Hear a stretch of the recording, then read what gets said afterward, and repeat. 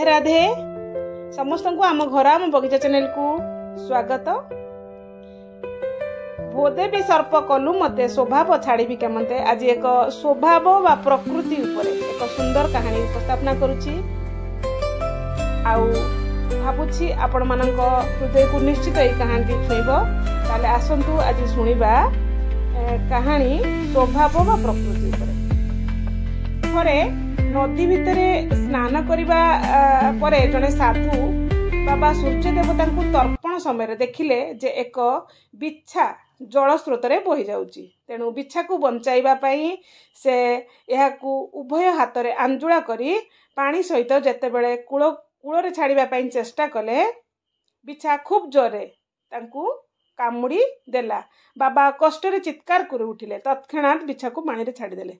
किंतु से निज धर्मरु क्षांत न होई से पुनर्बार ताकू बंचाइबा पई चेष्टा करथिले। बिच्छा पुणी बाबा को चोट मारिला बा कामुड़िला।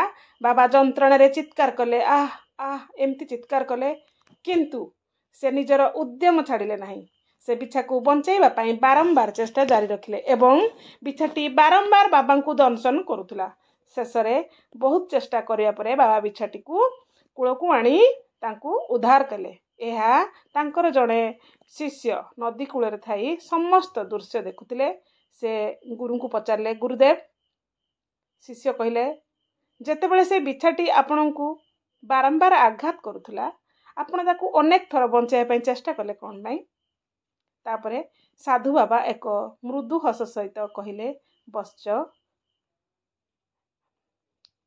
चोट मारिबा हेउची बिच्छार धर्म बा स्वभाव एवं एहाकू बंचाइबा आमर धर्म बा स्वभाव। जेतेबेले बिच्छा एक सरल अति छोट जीव होई निजर धर्म बा स्वभाव प्रकृति त्याग करि पारु नाही, तेबे आमे साधु होई किपर निजर धर्म को छाड़ी परिबा? आमर धर्म हेउची जे विपद रे अछंती तांकू उद्धार करिबा। वर्तमान शिष्य जानिले जे प्रकृत गुरुंकर जने से शिष्य एवं तांको भूल पाई दुख अनुभव कले एवं गुरुजी को क्षमा मागिले, तांको पाद तले पड़ी गले। ताले आमे ए कहानी रे कोन सिखिले ना आमे आमर जो भी परिस्थिति आसु आम धर्म बा आम स्वभाव को बा प्रकृति को आमे त्याग करिबा नहीं। से जो जे कोनोसी परिस्थिति हो जदि आमे एठी बिच्छाटी पाखरु सिखिले जे बिच्छाटी जेमिति तार स्वभाव बा धर्म को छाड़ी नाही, आमे केमती आम धर्मटी को बा स्वभाव को सहज रे छाड़ी परिबा। कहानीटी केमिति लागिला निश्चित आपण माने मते कमेंट माध्यम रे कहिबे। छोटिया कहानीटे आपण मानक पई आज उपस्थापना रखिली। जदि किछि भूल थाए निश्चित मते क्षमा करिवे। ताले आज पई रहउची। जय जगन्नाथ।